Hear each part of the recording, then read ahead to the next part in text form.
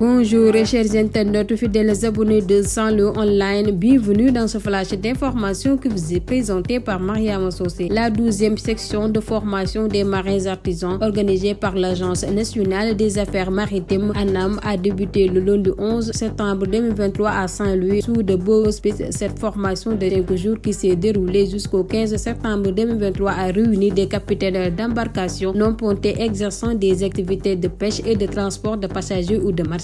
En effet, l'ANAM, en collaboration avec des structures clés relevant du département des pêches et de l'économie maritime, telles que l'École nationale de formation des marins, la direction des pêches maritimes, la direction de la protection et de la surveillance des pêches, la direction de la pêche continentale, la société d'infrastructure et restructuration navale et la société nationale du port autonome de Dakar a mis en œuvre cette section de formation de matière à garantir la sécurité et l'efficacité des activités maritimes au Sénégal. Au cours de ces 5 jours, un programme important a été déroulé. Au total, 516 marins artisans ont été formés liés à la finale du tournoi de l'émergence a été joué ce dimanche pour sa 3e édition. C'est Soy Bougnon, jeune responsable au sein de la coalition Benno Bokk Yakaar et le fils de la localité qui a été désigné parrain de la compétition. Ce dernier a plaidé en faveur de l'élection d'un stade moderne à Raw. Nous voulons que cette ère de jeunes soit encadrée et que des tribunes y sont édifiées. Les ressources qui partent à Saint-Louis pour l'organisation d'un match peuvent rester ici, a dit le membre du conseil départemental de Saint-Louis, Soy Bougnon, a réaffirmé son ancrage dans la coalition présidentielle et sa volonté d'œuvrer pour sa victoire. Il exhorte toutefois les responsables du parti à tourner vers la base et à soutenir ceux qui s'engagent pour sa massification. On poursuit. Serigne Assane Mbacké a fait face à la presse à Touba pour revenir sur les circonstances de son arrestation, son séjour carcéral et sa libération. Le leader du mouvement Appel 221 accuse le président Macky Sall d'être l'auteur de son emprisonnement. Il compte porter plainte contre l'État du Sénégal et organiser une grande manifestation pacifique à Mbacké le 20 octobre prochain pour exiger la libération des détenus politiques. Serigne Assane Mbacké a confié que lors de son séjour carcéral, un proche du président de la République lui a proposé 100 millions de francs CFA pour garder le silence et tourner le dos à Ousmane Sonko. Le membre de PASTEF a déclaré que Macky Sall a parlé avec lui au téléphone lors de sa détention. Voici en intégrité les révélations de Serigne Assane Mbacké. C'est avec une grande fierté et un immense plaisir que je me retrouve ce soir devant vous pour tenir cette conférence de presse, la première depuis ma récente sortie de prison. Avant tout propos, permettez-moi de rendre grâce à Allah, de prier sur le sceau des prophètes et de renouveler toute ma gratitude à son serviteur Cheikh Ahmadou Bamba. Mais ce retour de parquet était loin d'être fortuit. En effet, ils étaient sciemment organisés pour laisser à mes ravisseurs le temps de me soumettre des propositions m'invitant à abandonner la lutte. Si je voulais éviter le mandat de dépôt, naturellement à toutes ces propositions, j'ai opposé une fin de non-recevoir. C'est ainsi que j'ai finalement fait face au procureur qui littéralement s'est précipité non sans gêne pour me décerner un mandat de dépôt une fois à la maison d'arrêt de Diourbel. Je suis resté 2 mois et demi sans recevoir de la visite. Toute demande de ma famille ou de mes amis était systématiquement rejetée. Pourtant, au même moment, il permettait à des émissaires de Macky Sall de venir me voir pour poursuivre les tentatives de dissuasion. Des personnes envoyées par le régime m'ont proposé des millions et même l'exil. La seule condition posée était de retourner le dos à Ousmane Sonko. Et le comble, c'est quand un proche collaborateur de Macky Sall lui-même m'a appelé au téléphone depuis la Mecque où il effectuait la Umrah ensemble pour me proposer la somme de 200 millions francs CFA. Il m'a ensuite passé le président lui-même qui m'a dit: Serigne Assane, tu devrais arrêter ton activisme. Tu as été un de mes plus farouches défenseurs. Tu t'es longtemps battu pour moi. Il faut revenir vers moi. Mais là encore, j'ai décliné son invitation. À cette période, je sais que j'étais à 4 mois d'arriéré de loyer dû à mon bailleur à Dakar. Et pour terminer, début septembre, le chanteur sénégalais Youssou Ndour a démissionné de son poste de ministre